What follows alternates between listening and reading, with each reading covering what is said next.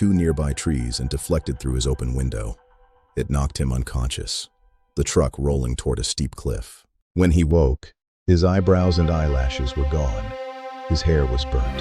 The sky had reclaimed its target, piercing the safety of his cabin. 1970, only 1 year later, Sullivan was in his own front yard, simply standing on duty, when the air began to hum with electricity. A bolt hit a nearby power transformer and jumped to his left shoulder. The searing heat tore through his uniform, branding him once more. 1972, inside a ranger station. Sullivan began to feel that even shelter offered no protection.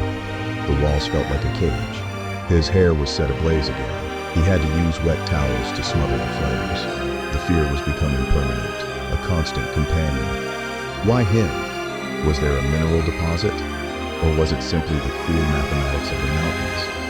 Science struggles to explain his magnetism. He began to carry a can of water with him at all times. He became hyper-aware of every cloud formation, every shift in the wind. August 1973. Sullivan saw a cloud that he believed was following him. He tried to outrun it, driving for miles to escape. When he finally stepped out, it struck. It blew his left shoe off and set his hair on fire for the 4th time. He was a human candle. The physical recovery was agonizing.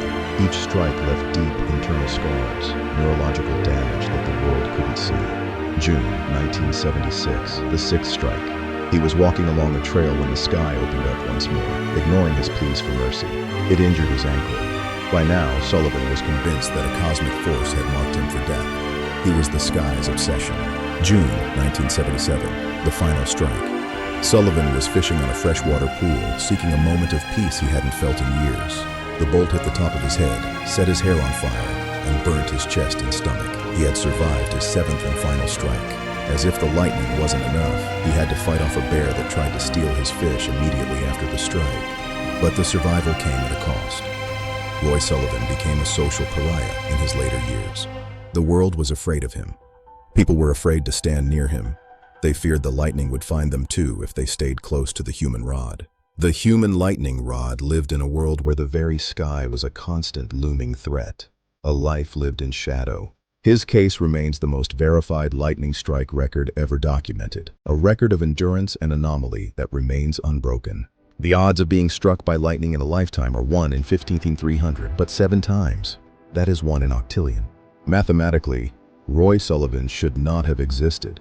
He was a statistical impossibility, a glitch in the fabric of nature. Many believe rubber tires protect you in a car. In reality, it is the metal frame acting as a Faraday cage, unless the windows are open. And the old myth that lightning never strikes the same place twice. For Roy Sullivan, that was a cruel joke. It strikes wherever it chooses. It can fuse sand into glass, and it can rewrite the story of a man's life with a single blinding flash of light. Sullivan's life ended not by lightning, but by his own hand in 1983. The internal storm, it seemed, was finally over. He remains a figure of fascination and fear, a man who looked into the heart of the storm and saw his own reflection. 2 of his lightning-singed hats are on display today, silent witnesses to the impossible journey of the human lightning rod. Roy Sullivan survived the impossible 7 times. He was the man the sky couldn't forget and the earth couldn't keep. Nature does not choose its victims. It simply strikes. And sometimes it strikes again and again, defying every law of chance. In the end, we are all at the mercy of the elements. Roy Sullivan just knew that better than anyone else. This was the story of the man the sky couldn't forget. Thank you for watching.